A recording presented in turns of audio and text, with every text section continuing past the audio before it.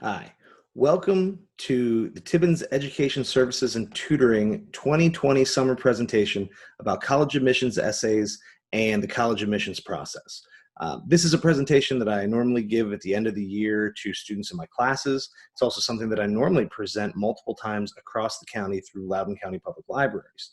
This year, because libraries are closed, because school has gone online, and because I think the situation is a little bit different, and I'm hoping that more students receive the help that they need as we start thinking about college admissions.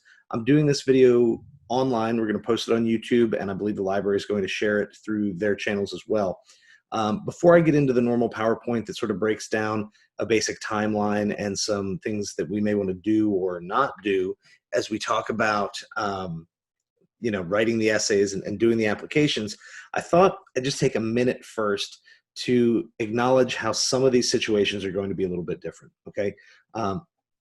First, for the high school class of 2021, you're going to see very different requirements from many universities in terms of what is or is not required, recommended, or even accepted.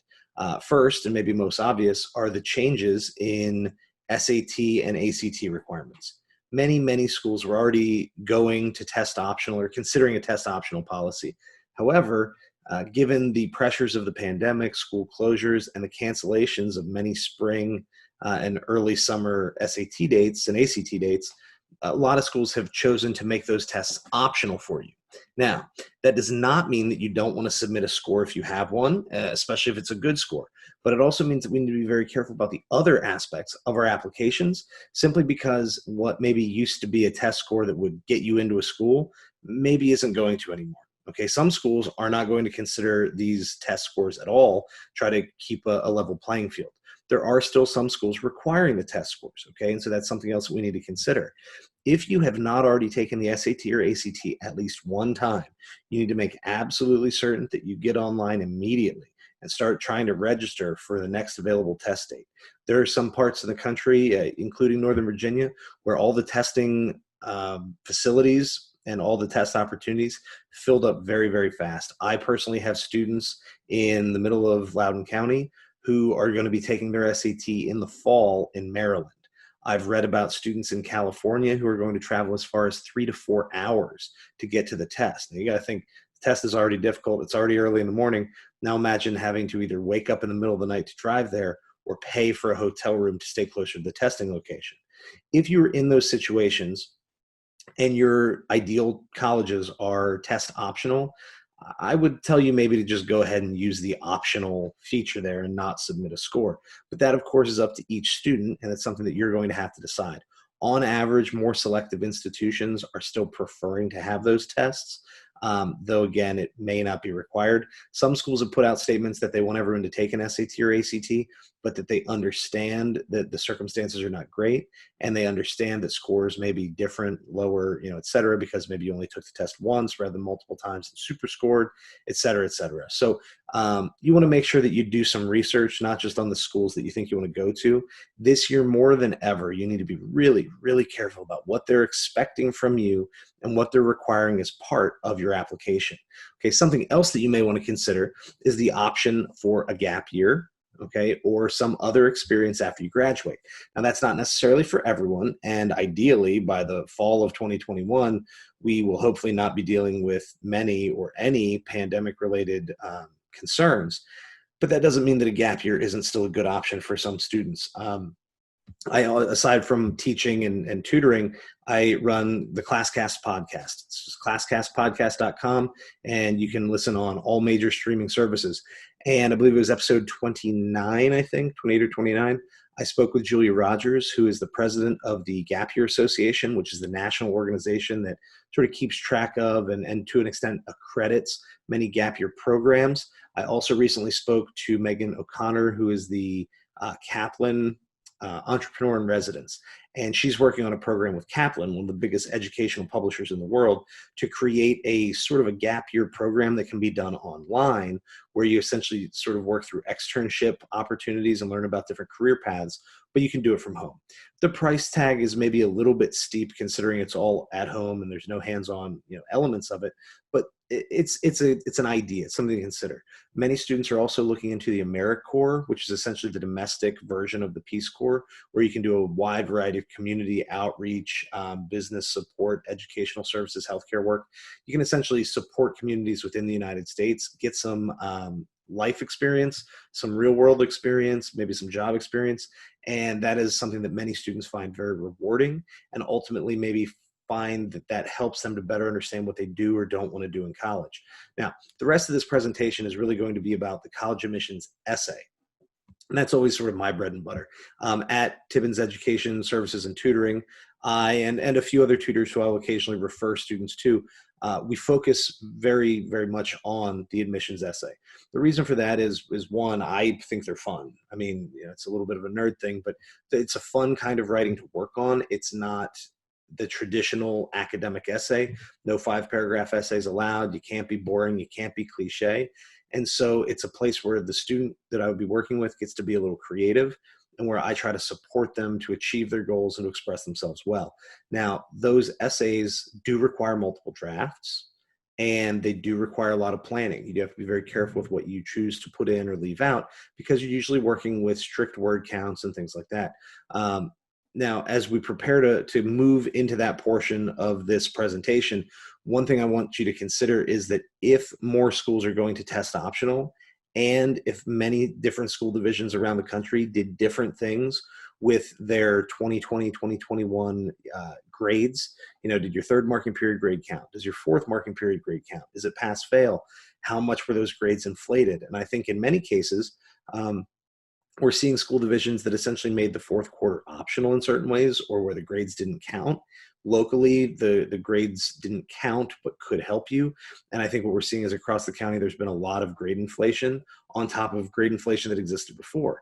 And if colleges are aware of that, they are, then we need to think, how are they going to assess students? How are students going to be admitted to universities for the 2021-2022 school year?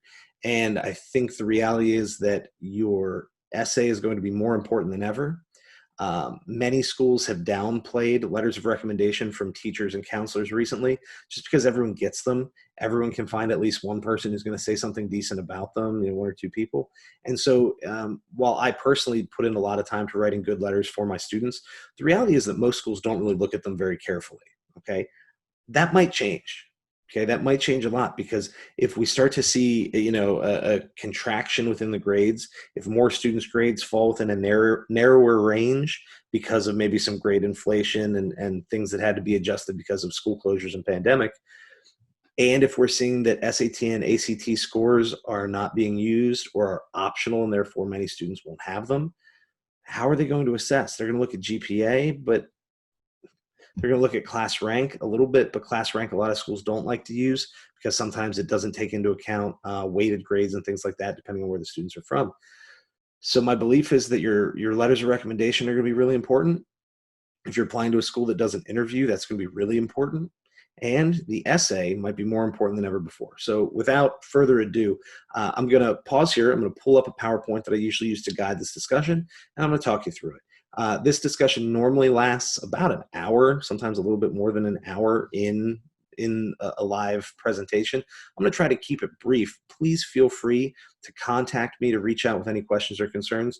You can contact me, Ryan Tibbens, at Mr. Tibbens, MRTIBBENS @yahoo.com. You can also track down my tutoring information and occasional posts about education and college applications at facebook.com/TibbensEST. I'm also on Twitter @TibbensEST. So feel free to reach out if you have questions. While I do obviously offer paid tutoring services, quick questions, simple clarifications are always free. I'm happy to help. I want to steer you in the right direction and help you to make good decisions for your process. So let's take a closer look at the admissions essay process itself. Okay, so let's continue on with our focus on the college admissions essay itself. Again, this is my standard PowerPoint presentation that conveys some of the same details and information that everyone needs to get started. I will layer in and elaborate on some of this as we go, so make sure that you're listening and not just sort of clicking through and looking at the slides, because some of the slides without proper context might be slightly misleading. Okay, so here we go. Tonight's agenda, going to go through the quick introduction, which I've sort of already done. We're going to talk about the purpose of the essay, planning and topics, and how you might choose the topics for your essay, some advice for the actual writing, and in ways to address different prompts. We'll talk about the writing process, and then if we were live, I would answer questions at the end. Obviously, you can email me or add comments to this video post. So I am Ryan Tibbens. I have been teaching in Loudoun County, Virginia for actually over 14 years now. I need to update that. And I've been doing some private tutoring on and off for 8 or 9 years. I've won some awards recently, and that's very nice. That really maybe just does more to trick you into listening to me. And you have a little bit of my background there on the screen as well. I have been specializing in college admissions essays for probably the last 4 years or so. And while I do offer tutoring services with other reading, writing, public speaking, things like that, some SAT prep, really the thing that I feel that I offer the most value on is the college admissions essay. And so I hope what I have to say here in this presentation is helpful to you. Now, this is a sampling. This is not a complete list. It's a nearly complete list of the schools that my former tutoring students have been admitted to. So I have helped students with their essays and or interviews for all of the schools on the screen. It's actually a bunch more than that, but these are the schools that students have been admitted to. There are always a few schools that, I have students apply to and no one's gotten in yet, and that just happens in some cases. But this is a pretty solid list. So I guess this serves just to prove that the advice I'm going to give you does have a broad base and applies in most situations. So what's the normal timeline? This is important because if you don't take my advice, this is what most of you are about to do. You're going to hang out all summer. Okay. A lot of you, if we're being honest, you've been hanging out a lot for the last couple months as school has gone online, and maybe you've done all the work. Maybe you've done some of it. Yeah, it's up to you. What most people are going to do is they're going to hang out all summer. They're going to start thinking about college a little bit. You're going to try to do some school visits if possible. If not, you can do them online. And by the way, that's not what this is about, what this presentation is about, but there are lots of schools that are offering virtual tours. There's also a few websites that have consolidated, and there's a few sites, just simple Google search, you'll find these, or contact me, I'll let you know. But you can get to 400, 500, 600 different college tours through certain websites that have just collected all the links, compiled all that information for you. So even if health restrictions are keeping you from traveling, that doesn't mean that you don't have the opportunity to go visit these schools or visit these schools and get a sense for what you want to do. Most students don't do much for college prep and college applications over the summer unless it's visiting schools. So do that. But you also want to make sure that you actually start in these essays, because otherwise what happens is you get back to September, school in September, the end of August, and school happens. You start talking to your friends, you realize everybody else is working on this or talking about working on it, and the pressure's there, and you start saying, okay, I better get on this. But it's the beginning of senior year. You got a lot going on. There's a lot to decide. Some of you are going to try to sneak in an extra SAT or ACT test administration. There's going to be a lot on your plate. Everybody says senior year is great. Senior year is so easy. That's not true. For a lot of you, the first half of senior year is going to be the hardest part of high school. Okay, junior year is tough. The first semester of senior year can easily be harder because not only are you balancing a lot of AP and dual enrollment classes potentially. If you're a student that takes those classes, most people take more of them senior year than their other years, okay? We may have standardized test administrations to worry about. We also have all the things that come with being a senior: social engagement, sporting events, hopefully, going out with friends, more people have driver's licenses, et cetera, et cetera. There's all this stuff going on. Plus you have all the work that goes into your college applications. Senior year, as sort of this coast in this slide, doesn't really kick in until second semester for most students. So you want to be ready to buckle down and really get to work. Okay. So for September, people start talking about this stuff, looking at it a little bit. Most students aren't really doing a lot of work. And then somewhere right around October 1st, people, oh man, early admission stuff starts, November 1st for most schools. So all of a sudden everybody gets real busy, and the month of October is very stressful, right? Don't do this. Be smarter than this, okay? You want to start early. And by the way, I will point out that some schools are changing their early decision and early action dates for next fall, so you do want to check. But for the last few years, the University of Virginia and a few other schools have actually had their binding early decision application dates as October 15th. That's 16 days before any other school has theirs. And then some schools are November 1st, most of them. Some are November 15th or December 1st. And then most schools' regular admissions deadline is usually January 1st through January 5th or January 15th, something like that. Another thing to be aware of is that if you're applying to a school that has rolling admissions, the earlier you apply, the better chance you have of getting in. So if you are going to apply to, I think West Virginia does rolling admissions. I think Pitt recently switched. University of Pittsburgh recently switched to rolling admissions. I think maybe Radford. There's a bunch, and it's actually become a little bit more common in the last few years. So something that you want to look for is if a school says rolling admissions, you want to get your application in as quickly as you can after their opening date. So if they say they'll start accepting materials on August 1st, you want to be ready to submit your materials August 1st or soon thereafter, because rolling means that they're just steadily rolling through the applications and making decisions. They don't wait for a certain date to get all the applications in one place and then decide yes, no, yes, no. They get them, and as they get them, they process them, and they let you know the decision. So it's great. If you find out that you're into the school of your choice early, you find out in September, hey, I'm in, it means you don't have to worry about the rest of this. You don't have to do applications for other schools. You've gotten into the school that you wanted to go to. Okay. So that's really, really important, is to know your dates, know your deadlines, and not wait until the last minute. Here's what I generally call an ideal timeline. I think this year I'd actually start this a little bit earlier, since most people have been home, and on average, people are going to be doing a little less traveling, probably slightly fewer social engagements this summer. And if that's true, then maybe we start a little bit early, especially when we remember that the essay may be more important than it has been in the past. The sooner you start, the quicker you're done, the more chance you have to draft and revise. So, keep that in mind. Start soon. My normal advice is for the first week of July, you need to make sure that you have your school list compiled and that you have your prompts ready. Something that I help my students with when I'm tutoring is to compile a list of the schools, and then we make a little spreadsheet where you have, here are the schools, here are the deadlines, here are their requirements, anything special, an interview, blah, blah, blah. And then for the essays, we copy and paste in all of the essay prompts and the word counts. Okay, this is really important because when you're compiling all of this information, you want to make sure that you see if there's an opportunity to use one essay twice. And I'll talk a little bit more about that later, but do not skip the first step. You want to have the best, most complete and accurate list of schools you want to apply to early, before you start writing, because if you write before you see the whole list, I promise that you're going to end up writing more essays than you had to. We want to work smarter, not harder. So start in the right place, get your list, get your information, get organized. Then by at least the second week of July, and hopefully a little sooner than that, we start planning, organizing, we brainstorm, we connect the possible answers, our life experiences that we can talk about, we connect them back to the prompts that we have in the chart. And then we add a column to our spreadsheet right next to where it has the prompts. We add in which essay topic or which answer we're going to use for each of them.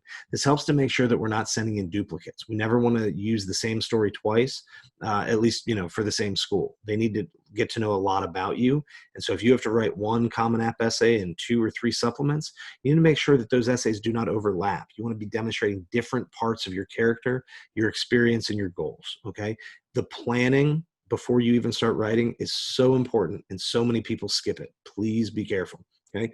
Then by the second half of July, you want to be finished, essentially, or nearly finished with your first essay. I do recommend for most people that you actually pick a supplemental essay for a school that you would like to go to, but you either use your safety school, or maybe use a reach school, a school you don't think you'll get into but you want to apply to anyway.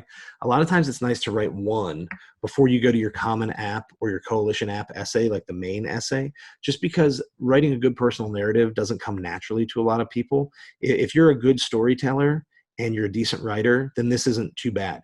But if you're not a great storyteller, or if you haven't had much practice with personal narratives, which, if we're honest, most people don't, most people only write personal narratives in school, in middle school, maybe 9th grade, and then they usually come back at the beginning of 12th grade.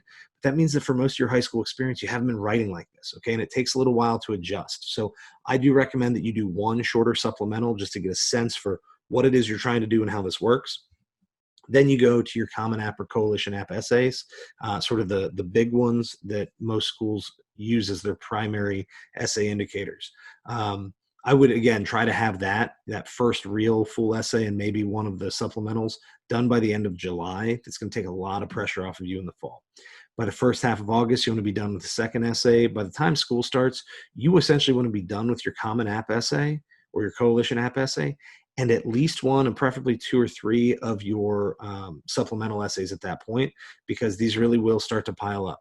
Now, you see how in the first 2 weeks of September, you want to get to work on the third or maybe fourth essay. That's also a good time to request letters of recommendation from your teachers.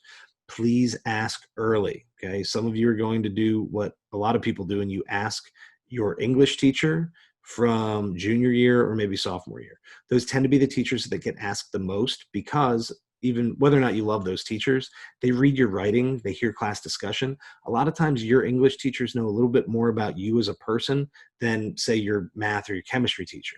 Not that those teachers don't care or don't build good relationships, but the classwork doesn't tell them anything about you in the way that maybe an essay or a presentation in English class would. So if you know you're going to ask a teacher that gets a lot of requests, you need to ask early. Teachers will sometimes fill up. Other things with that, you want to try to talk to teachers and request from teachers that you've worked with more recently. So junior year, good. If you have a teacher for senior year, but you already knew them in some way, you had them before, or they've coached a sport, that's great. Anything in high school is fine, but generally the more recent, the better. You know, when you ask a teacher from 8th grade or 7th grade, that person doesn't really know you. A lot's changed in the last 5 or 6 years, right? So we want to be careful. We probably want to stick to high school. Also be careful, because some schools require letters of recommendation from different subject areas. Some schools will say you have to have at least one from math and science, and at least one from your humanities, your English and history, or foreign language. So make sure you look carefully and then request those letters early. Okay, make sure that you email the teacher, you talk to them in person, you provide them with a resume or an information sheet, whatever you can to help them to write a good letter. Because with the test optional situation, just like the essays are more important, I have a feeling that letters of recommendation might be a little bit more important this year too. Okay. Now you can see the rest of this here, right? We try to plow through and get as many of these things done as we can, so that in the last 2 weeks, you are essentially just doing finishing touches, final revisions, just double checks. You want to be done, right? And while all your friends are freaking out, trying to write all these essays in 2 and 3 weeks, you want to be able to relax, send them a text, make fun of them, and then go to bed early while they're staying up late trying to scramble through. These are essays that require multiple drafts, and so it will take a few weeks for each one, in most cases, to get them done well. That's another reason we don't want to wait until the last minute. Now, what's the purpose of your admissions essays? 2 main jobs. Now, for some prompts in some schools, they're going to layer other things in, but all these essays have at least 2 things in common. 1, show them who you are as a person. Imagine that when you sort of show up, when your application shows up, you're just paperwork. You're a flat screen that they're reading information off of, or if they handle stuff by paper, you're just this sheet of paper. You're not a person. You're just this list of information. And what we're trying to do is to become a person. We're trying to give them a sense of who we are. So we talk about our personality, our values, our interests, sense of humor. If you're funny, be funny. If you're not funny, don't try. There's nothing less funny than someone who's not funny and is trying to be, right? We all just roll our eyes, shake our heads. You never want the reader to roll their eyes or shake their head, okay? So be honest, be sincere, be yourself. Tell them a little bit about what you have to offer. What do you offer the school? What are you bringing to campus with you? What makes you someone they want there? Okay. And then you also want to indicate in some way who or what you want to become. It doesn't mean your job. That doesn't mean say like, oh, I want to be a doctor. They're going to know when you choose a major of bio pre-med or, bio health track or something like that. They're going to know. You don't want to say, oh, I want to be an engineer. They know that when you applied for the engineering program. What I mean is, what do you want to become in terms of a person? Do you want to become more kind, more empathetic? Maybe now, I get my work done, but I want to get better at time management and organization. It's okay to introduce some minor character flaws, as long as we can phrase them as areas of growth, demonstrate that we have a growth mindset. We're trying to get a little bit better every day. Okay. So what do you want to become? Who do you want to be? And ideally, the university is going to see that, and they're going to think we can help you to do that. Right? Very, very few people graduate from college and will tell you they're the same person they were when they showed up. Colleges know that. They want to see that you are a work in progress, that you're this like kind of upward trend, okay, that things are getting better and better for you. And so it's important that you show yourself in that light. Now, That last list there, I'm pulling some English class terms, but these are important. You want to go from a flat to a round character. That essentially means, if you think about character development in stories, you have a lot of, how do I say this? A lot of your minor characters are flat. They're not well developed. We don't understand their motivation. We know one thing about them. They have this job, they say this thing, they do this thing. There's no depth. There's nothing there that tells us who they are as a human being. There's no psychology. You want to be a round character. When your application shows up, you are this flat piece of paper or this flat screen they read from. What we want to do is become a three-dimensional human being with thoughts, with feelings, with experiences, with things we want, with things we fear, with things we desire, right? That we need to do that. The other important element in these essays is to be static, not dynamic. Or excuse me, to be dynamic, not static. Static characters don't change. All of these essays, almost all of these essays, should show some kind of personal growth and development. You don't want to talk about an event in your life where you started and ended exactly the same way. Now, you might start off caring about an issue, something comes up, you get involved in a volunteer circumstance, and then all of a sudden, boom, like that. Now I'm more serious about it. That's fine. I care about the same thing, but the depth of my conviction has grown. My sincerity or the intensity of my beliefs has developed.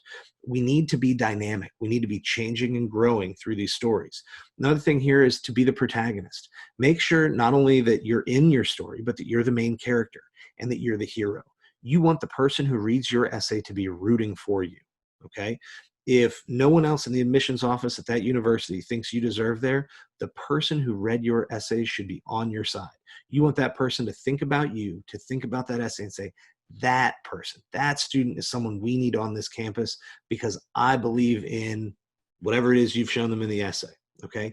You need to get the reader in your corner. So you need to be the centerpiece in the story. You need to be someone that we can feel good about and root for.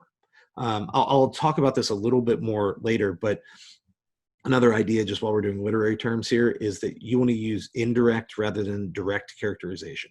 Direct characterization, which we don't want in most cases, is when you just directly tell someone character traits. So if an author says, this is Bob. Bob walks in late to work. Bob bumps into someone's desk and knocks some stuff down. Bob doesn't stop walking. Bob just goes to his desk, sits down, turns his headphones and puts his headphones on and gets to work. Bob's a jerk. Well, you told me he was late. You told me that he's all these things. Indirect characterization is where you show it. You might describe how Bob staggers into the office and bumps into the desk where the coworker glances at him and glances at the clock and sees that it's 9:20. He then goes to his desk and blah, blah, blah. You never have to say Bob's a jerk. You never have to say Bob's late a lot. The reader figures it out. Indirect characterization is where we write in ways that include the details necessary for us to figure out the character traits. Okay, we want to create depth in our character and ourselves in these essays, but it's not by saying I work hard, I have a strong work ethic, I'm organized, I'm efficient, I achieve at a high level. That's boring. Okay, everyone could and probably would say that about themselves. What you want to do is tell a story where you show who you are. Pick an event or an experience and tell us the story in a way that shows us that you are that person. Okay, so it's very, very important that we try to be a round character, a dynamic character, that we're the protagonist, and that as we're writing, we focus on indirect characterization far more than direct. Okay, so that's the big thing. That's really the primary job of this essay. The second one is to demonstrate that you can write like a college student. Okay, this does need to be well written. No 5-paragraph essays. This is not an academic essay. You are writing a personal narrative. You're going to tell a story. There is no right or wrong number of paragraphs for this. I mean, don't write one giant gob of a paragraph that's disorganized, but it could be a 1-paragraph story. It could be a 4-paragraph story. You could write 10. The only limitation here is that you stick to your purpose. Okay, write it well, show them who you are, and that you actually answer the question that you've been given. So we want to write well, avoid cliches, avoid weak diction, avoid sort of sloppy word choice and things like that. We want to make sure we have no grammar errors, et cetera, et cetera. This is where proofreading and revising is very, very important. The first step is just get the right ideas. Second step is just tell the story. Don't worry about if you're telling it well or poorly, just tell the story, get something on paper. Then this is where it's important to work with another person. It could be a tutor, okay? Could be a friend, could be a family member, could be a teacher who's willing to help you out. Someone else will then need to help you work through and cut out the parts of the story that don't fit and to improve on the weak diction, etc. Okay. These are the kinds of essays where we all want to write a lot of cliches down. Avoid it, and avoid the plain and obvious phrasing as well. Okay. This can be tricky. Now, the next order of business is planning and topics. So we already talked a little bit about researching the schools and a timeline. I've already talked about that. So, make your list, make the spreadsheet. You list the essay prompts in the spreadsheet so that you can see what each school is asking you about. Okay. And by the way, if they give you 5 options for a supplemental essay and you only need to write 2 of them, in your spreadsheet, you list all 5 of them with the word counts and any other details. The reason for that is because even though there might be one you really want to write, you think that one's really good, if it's not a school that you care a ton about, if this is a backup school and you realize that one of the 5 topics, one of the other ones is the same as a school that you do care more about, maybe you can pick an answer that fits both of those prompts so you can write one essay that meets them both. Okay, I do not recommend, I'm skipping down the slide here, but I do not recommend recycling essays. What I mean by that is don't write an essay for one prompt in one school and then later on you see another school, you're like, oh, what, that kind of fits, and send it in. No. If you're going to write one essay and send it to both schools, you need to see those prompts ahead of time. You need to carefully analyze what those prompts have in common, what's different about them, and then pick an answer that effectively addresses both. Okay, we don't want to write for one and then try to pass it off with the other school. Schools get this all the time, and when they figure it out, it very much hurts an admissions officer's opinion of you because it doesn't seem like you're serious about the school. Okay, it's okay to use one essay for multiple prompts, but only if you've planned it appropriately and you know that this essay really does answer both of these questions and provides the right context, the right information that the school is looking for. So we need to list those prompts. Then we brainstorm our topics. We start listing out all the potential topics that we can use that might match or fit all those prompts, right? We would figure out, what do I have to pull from? What are my life experiences? Here are the things that you want to avoid. Avoid talking about your resume. They're going to know that. You're going to send them the resume, or the other parts of the application will include most of that information. We generally say to avoid stories about death and divorce just because most people have experienced them. Most people's experiences with them are pretty similar. And we usually don't end up being at the center of the story. We end up focusing on other people. We focus on our parents. We focus on the grandparents. We focus on our family experience. This needs to be a story about us. Now, if your particular experience related to death or divorce is very different than other people, or you respond in a different way, maybe that's okay. But generally speaking, be cautious. Also, divisive issues, a lot of political stuff, and religious stuff. Now, it doesn't mean you shouldn't write about things that you care about. You just want to be careful because we have to remember that human beings are reading these essays. A person's going to read it, and that person has their own biases. They have their own opinions and thoughts and feelings. So we don't want to write something where they immediately go, oh, this person's an idiot, or oh, this is a bad person. We don't want to do that. Okay, we don't want to scare anyone off. Now, that being said, most admissions officers do try very hard not to bring their own biases to it. They try to read with an open mind. It's not always easy to do, though, and so we don't want to make this harder on them than it has to be. Another reason to avoid politics and religion is that sometimes when we write about a topic that we care so much about, we focus on that topic and not on ourselves. It stops being a personal narrative and it starts to be an expository or persuasive essay about this issue, convincing people to believe this, to do this, to whatever it may be. So sometimes we need to be very careful about political and religious topics. Just because we end up getting off topic, we get away from ourselves, and we may say things that scare off some readers. Sports, and this should probably be labeled extracurriculars. Okay, sports, this includes band, this includes theater and all that kind of stuff, but the most common time people do this is with an actual, a regular sporting event. Be careful with them, not because they're necessarily bad topics. These are important experiences we can pull from, but the tendency is you end up writing a summary, and no one likes to read a summary. Think about if you've ever read Cliff's Notes or Spark Notes or Schmoop or any kind of summary. Okay, how do you feel at the end of it? Probably feel bored, probably feel tired. You might feel like, hey, that sounded cool. After I'm done whatever assignment or whatever I'm trying to do, you may think I'm going to go back and read the book. But probably no one has ever felt inspired by a summary. Okay. And when we write sports and extracurricular essays, what we tend to do is pick too long of a timeline. I start off with tryouts, and then I tell you this, and I tell you this, and I tell you how the season goes, and then we won the state championship. I have 2 problems. I tried to cram 3 months of experience into 650 words or 500 words or 250 words. I have to summarize it. So I start leaving out all the places where I want to use strong word choice, strong verbs, strong adjectives to demonstrate who I am, right? To do that indirect characterization. And I just cram in short, basic sentences that connect all the events. That doesn't tell anyone about you. That just says what happened.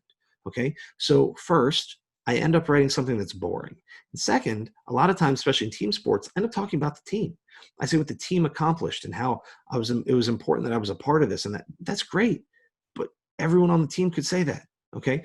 Be careful with band, with sports, with theater, with any of those kinds of events. Not that you can't write about them, but that you don't pick a big timeline. You don't talk about a whole season. You don't talk about, from tryouts all the way to the final show of the spring musical. You need to pick something precise. So if you do want to write about sports or extracurriculars, it's important that you pick an isolated event. Just talk about tryouts. Just talk about your last at bat of the season. Just talk about the most important band competition and what happened on the bus on the way there or the way home. You don't even have to talk about the actual event, okay? Be very, very careful, because those topics, sports, extracurriculars, we tend to get off subject, okay? Or we write summaries and they're terrible. Being lucky. This sounds kind of weird, but this is one to avoid. This is a topic that's gotten much more common in the last few years. Everybody's trying to be woke and appreciative of their circumstances, especially say in an area like Northern Virginia, where certainly not everyone, but on average, people are, wealthier than most of the country. And so students have the tendency to want to say, I understand that I have a privilege. I understand that I'm lucky, that I'm fortunate to have these parents that value education that helped me. I'm lucky to have gone to a good school, to have had access to these resources, to tutors, to camps. Save it. Everyone is lucky. Everyone is unlucky. You might be luckier than other people, but think about what that says about you. If the most important thing for you to tell a college is that you're lucky to be in this situation, then it doesn't sound like you deserve it. It doesn't sound like you earned it. Okay. Now, of course, some things always come down to luck. That's fine. But we can never say, I'm only here because of good family and a good school, because they say, okay, well, we're going to go find someone who worked hard and is going to apply themselves to really take advantage of their opportunities in the university. Doesn't mean you can't mention being lucky or grateful at some point in an essay, but that should not be a key component of the essay. Volunteerism, talking about volunteer experiences is great. Some people have a tendency to list them all off. That's a resume essay. It's boring. You write summaries. We don't want it.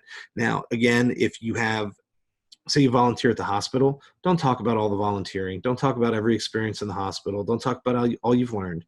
Talk about the one patient that you interacted with where you formed a close relationship and what you learned about the world, about that person, and maybe most importantly, what you learned about yourself through conversations with that person.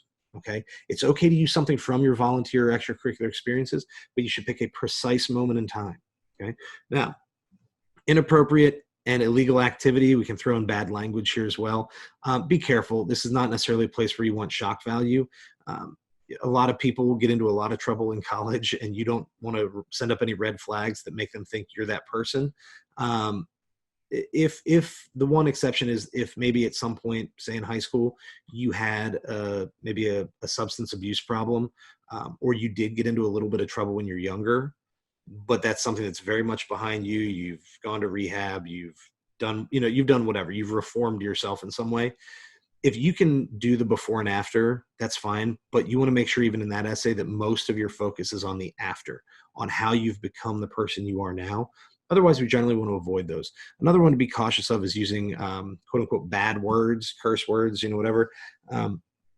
Be appropriate. It's not an academic essay, but should still be mostly formal. I mean, you can sound like yourself, but you should sound like a polished version of yourself in most cases.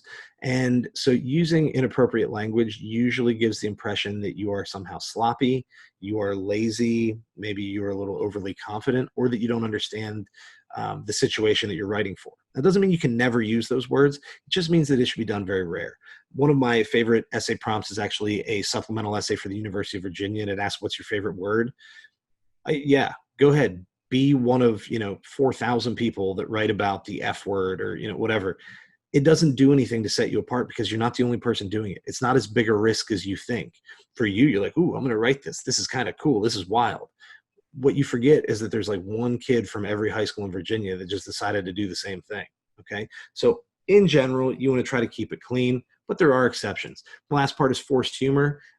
If you're a funny person, you don't have to try to write a funny story. It's just going to be funny. And on your second and third draft, you can clarify and improve the timing, the punchlines, the phrasing, whatever. If you're not a funny person, don't try to be. And if you think you're funny, but no one else does, still write like yourself, but don't try to revise it in ways to make it funnier. A forced joke is rarely a funny joke, and sometimes people try too hard to layer in some personality elements that aren't genuine. Be yourself, right? Who you are, and this is important, who you are is good enough. You want to go to the right school for you, which means you want to show the admissions office who you are so that they embrace you. If you misrepresent who you are and they think, yeah, this kid will be great, and you get there, you may find that this is not the right school for you. Sometimes, while we never want to think about this, but sometimes being rejected from a school is actually a good thing, because we wouldn't have been happy there. We wouldn't have fit in well. It wouldn't have been the right place for us. And sometimes we get admitted to those schools, or we strongly consider those schools, because we don't have a good sense of who we are and what we want. These essays can be important experiences in writing them, because it forces you to think about who you are and how you want to display yourself or share your character with other people. That means you need to do a lot of reflection and some soul searching. Okay.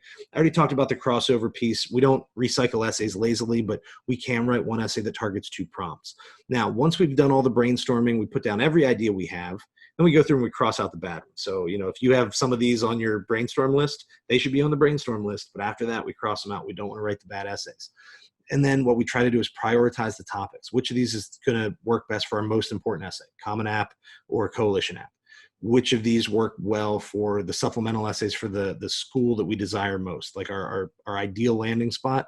Pair those up and then see if there's any other places where you can use the transition and use it for another school as well. You essentially want to put things in an order of importance and match your best topics to the prompts that go with your most important or most desired schools. Next, advice. You got to pick something that makes you different in some way, and don't try too hard. I mean, admissions officers, like when you get younger admissions officers, sometimes that helps because they may feel like they have more in common with you and they haven't read as many of these. When you get an admissions officer that's in their later 30s and their 40s, 50s, they've read tens of thousands of these things. It's going to be almost impossible to write an essay they haven't heard before. The details might be original to you, but they've heard almost all of it, right? And so it doesn't mean that we give up. We don't try to be original. It just means we understand our situation. We understand what we're up against. If you're writing an essay for a school that you're sure you're going to get into, this is a lock. I have a 99% chance of getting in. Then what I want you to do is I want you to stay down here in this potential, the low reward, low risk. I'm already in based on my grades. I'm already in based on my SATs. I'm already in for whatever reason.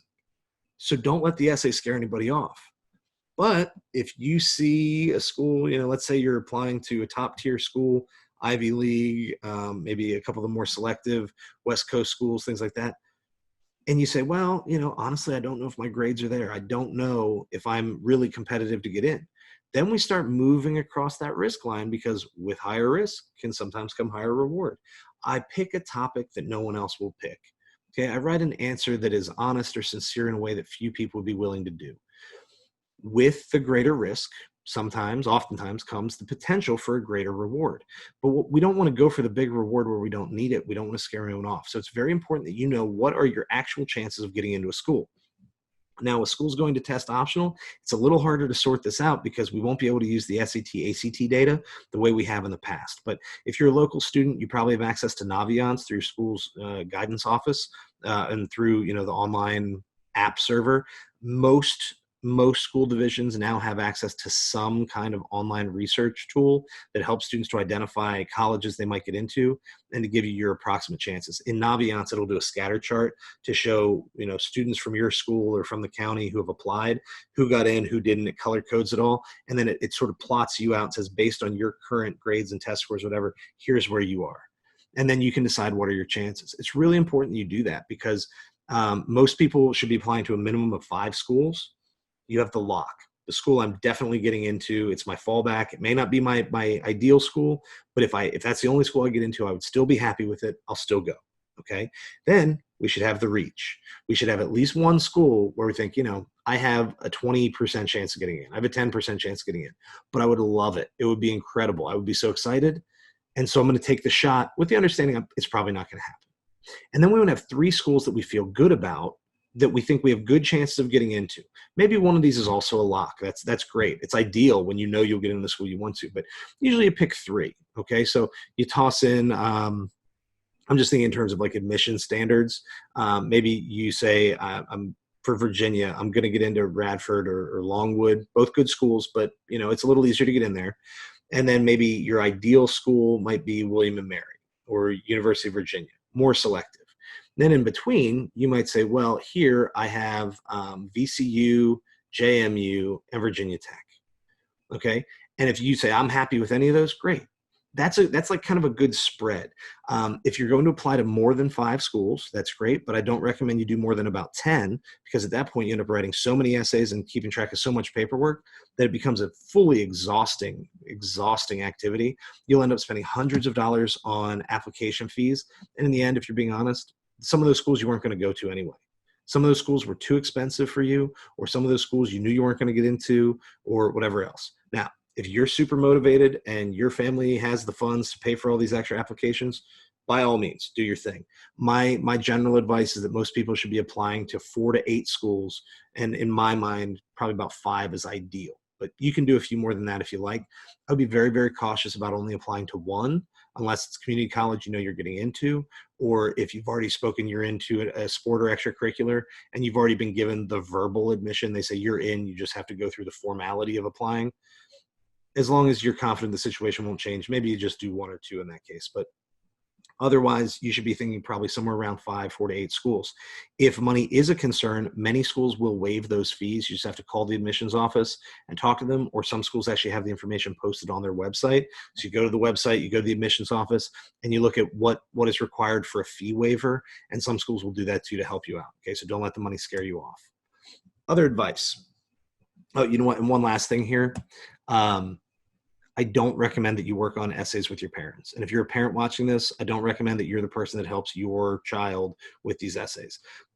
2 reasons. 1, this can create a lot of friction. Like, these are hard to write, and sometimes we get a little tense about trying to tell the other person what to write, or telling the other person to leave me alone. I don't want to do that.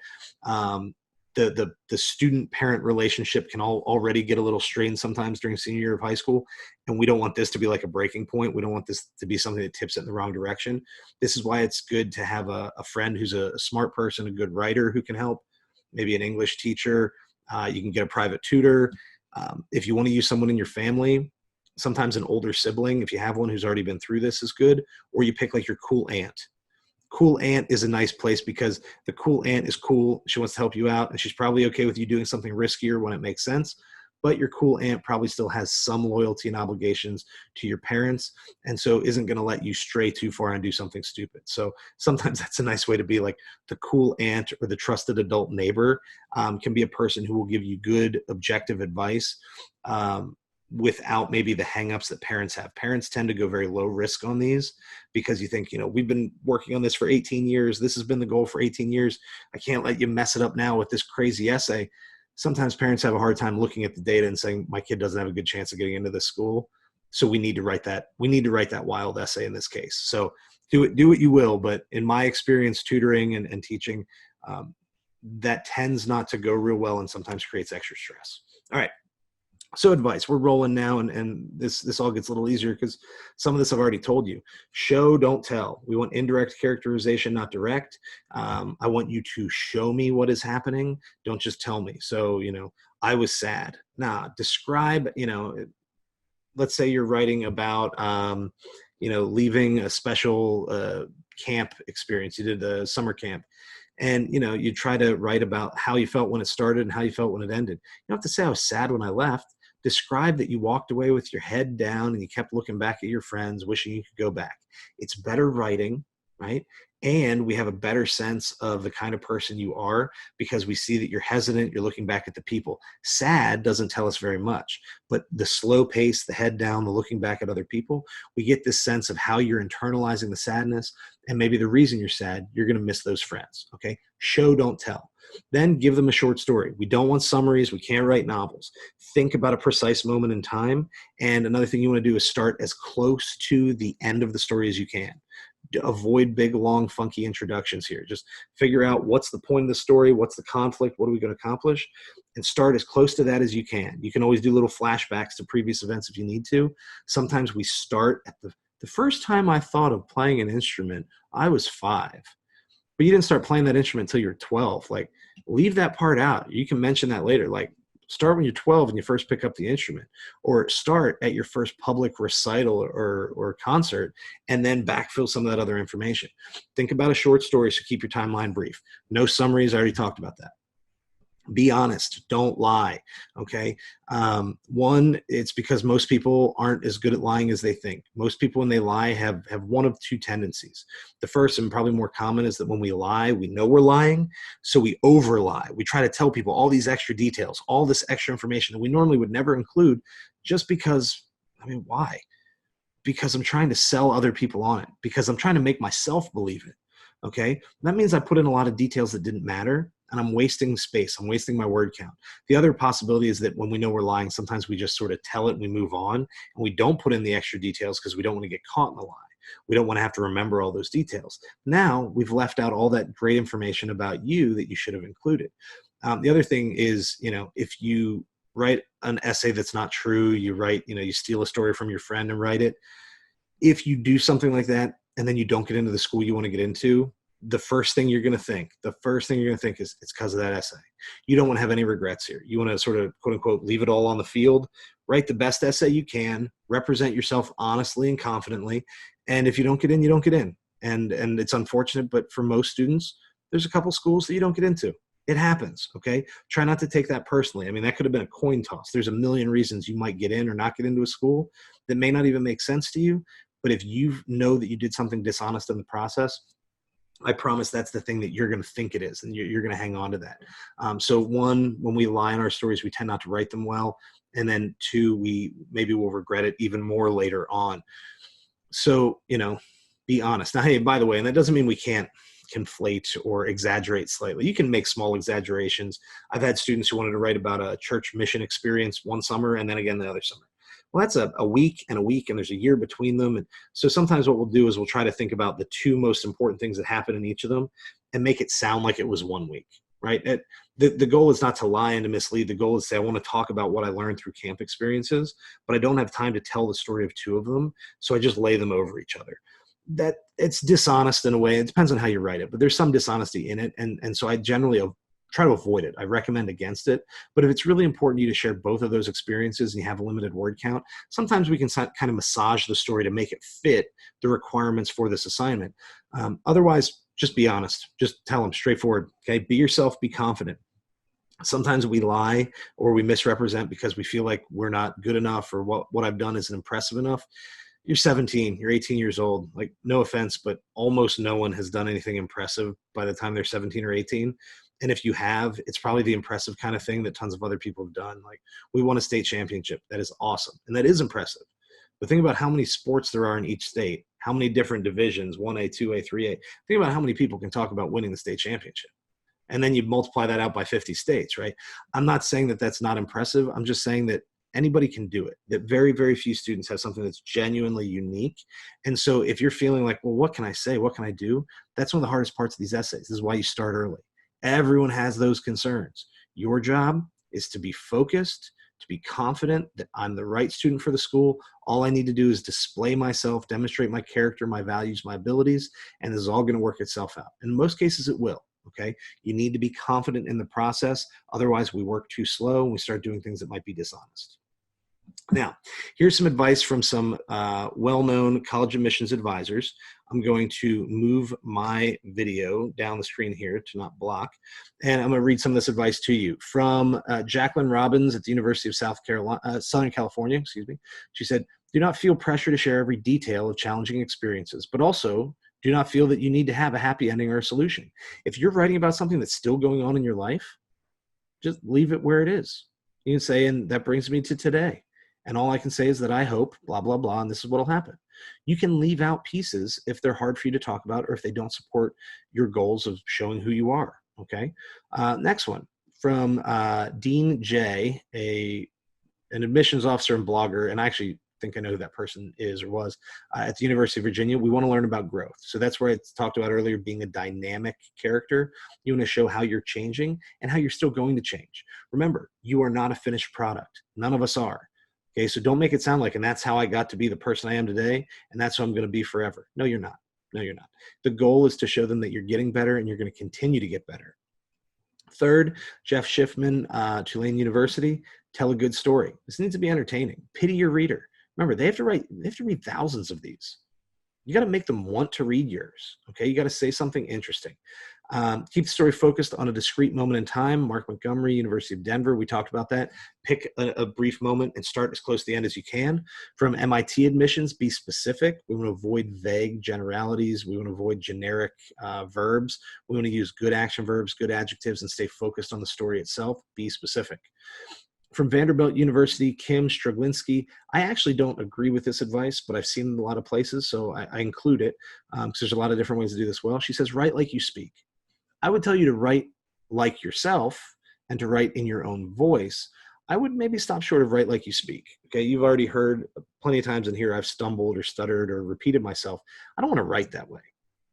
If you're a person who's prone to slang, if you're a person who's prone to incomplete sentences, then you maybe don't want to write like you speak, but you do want to write like yourself. Okay, now I will leave that. I leave that on the list just because I want everyone to remember there's a lot of different ways to do this well. And some people will literally tell you, just be yourself, let it fly, one revision and send it in. I don't think that's the right advice for most people, but you do need to sound like you. I would just tell you to sound like the best version of you. The last one here then is read it out loud or read it aloud from Rick Clark, Georgia Tech. Read it out loud, read it out loud, read everything you write out loud. Okay, your ears will catch a lot of mistakes that your eyes won't. It'll also help you to figure out if something doesn't sound right. That doesn't sound like me. This doesn't sound good. Okay, so be cautious there. The last one here, I'll move this video screen back up. I like this a lot, so I included the full advice. This is from Sally Rubenstone, who has written some books on college admissions and how to write these essays. She's been a teacher. She's worked in admissions offices. And I think this is great. This is something I recommend a lot. Now, the idea of how to begin in media res is a literary term that means basically start close to the end, which I've already described. Her advice is don't begin with throat clearing. And so here's her sample start and then a better version of it.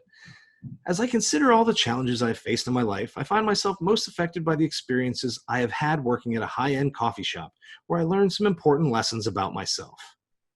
Okay, so what? Boring. Get on with it. That's an introduction to a 5-paragraph essay. You're telling me what you might tell me later on. No one wants to start a story like that. No one starts a novel like that. Like, just start the story. And here's a better version of the same start for the same essay. I know her name is Amy, but when she orders the vanilla macchiato, she instructs me to write Anastasia on the cardboard cup, deliberately pronouncing each letter as if it weren't the 100th time I've heard it. Well, now I know that you work at a high-end coffee shop. I know that you pay attention to detail. I know that you're a little bit sassy and sarcastic and you're a funny person. Think about how I've already built character in the second one. The first one doesn't tell me anything except you worked at a coffee shop and you're about to write a boring essay. I'm not interested. The second one, even if I go, oh, it sounds a little sassy. I don't know if I'd hang out with that person. I'm still interested in hearing where the story goes. I still might think that parts of this are funny or endearing or whatever else. Okay. So even though I might think, well, that's not how I would say it, or that's okay. They're not asking you, the admissions counselors aren't asking you to sound like their best friend. They're asking you to sound like a real person who has something to offer on campus. That second introduction is from a real person with real thoughts who's probably a pretty good writer. That first one is from someone who's a safe writer who, I don't know, they're not telling us anything. Okay, so be careful. You got to make these interesting. All right, now we're wrapping up. Writing process, you got to compile your list. You got to make a schedule for yourself. What days do you write? How quickly do you want to work through the drafts? Who are you going to work with, et cetera, et cetera. Okay, you'll notice where I have the little stars, the asterisks by those steps. That indicates where you probably want to work with someone else on this. You can make your schedule on your own. You can list your schools on your own. You probably should. Maybe get some parent input on the list of schools. The brainstorming, it's good to have someone else help either with the brainstorming or with then narrowing down the list. You want then someone to maybe provide some help with outlining and planning, just because sometimes we only see one way to tell our own story and maybe someone else can help us find a more interesting or original way to tell the story. Sometimes we're too close to it to make those changes ourselves. But we need to, get the organizational stuff ready, do the brainstorming, do the outline planning, connecting the ideas to the topics, and then we write. And we usually go through at least 3 revisions is my advice. Sometimes you can get by with less. Some essays need more, okay? But 3 is a good place to be. Global revisions refer to the whole essay. Do we have the right ideas in the right places? Is this the right thing to say? Do I have it in the right order? Am I transitioning well? Do I like the connections between these pieces? So I do one draft where I just let it fly, just write the thing. It can be ugly, it can be too long, whatever.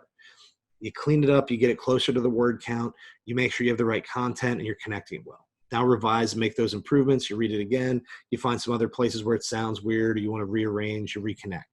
Do it again. Then you go to local. Local means sentence level. That's our punctuation. That's our word choice, spelling, things like that. Don't worry about your punctuation until the end. Word choice is important. You can do a little bit of that earlier, but don't sit and waste 5 minutes trying to find the exact right word.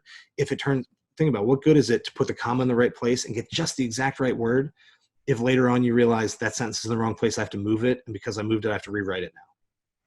Don't bother, you're painting, you're like polishing the brass on the Titanic, so to speak. Like, you need to get the ship floating. You need to get the whole vessel working. The whole essay needs to work before you go and do those nitpicky details.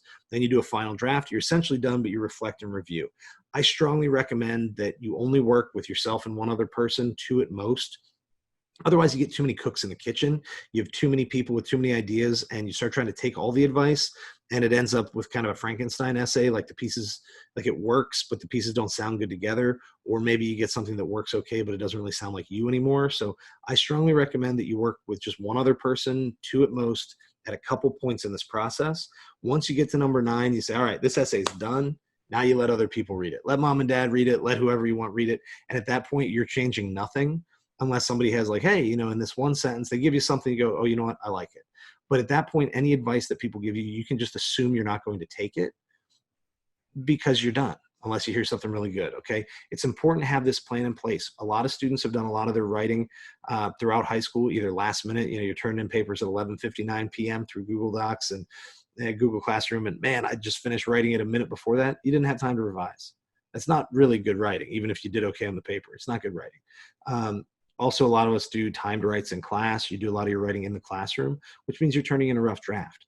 This is an essay where you need to do at least 2 or 3 and maybe 4 or 5 drafts to get it just right. And remember, it's worth the time because this is a big decision. You want to get into the right school, to have the right experience, to learn the right things, to meet the right friends, et cetera, et cetera. And that means you need to give yourself time to write the right essay and to do it well. Now, if you have any questions, any concerns, anything you want to clarify or you need help with, again, you feel free to reach out and contact me. My name is Ryan Tibbens. You can contact me at mrtibbens@yahoo.com. Tibbens is Tibbens. You can also follow my page, facebook.com/TibbensEST, and I'm on Twitter @TibbensEST. And you can use any of those to reach out to me for help or to look for updates and information and things like that. Remember, it's really, really important that you be honest, you be clear, and try to make this thing entertaining, okay? Go for the gold and write a great essay. Cross your fingers, get to work, and good luck.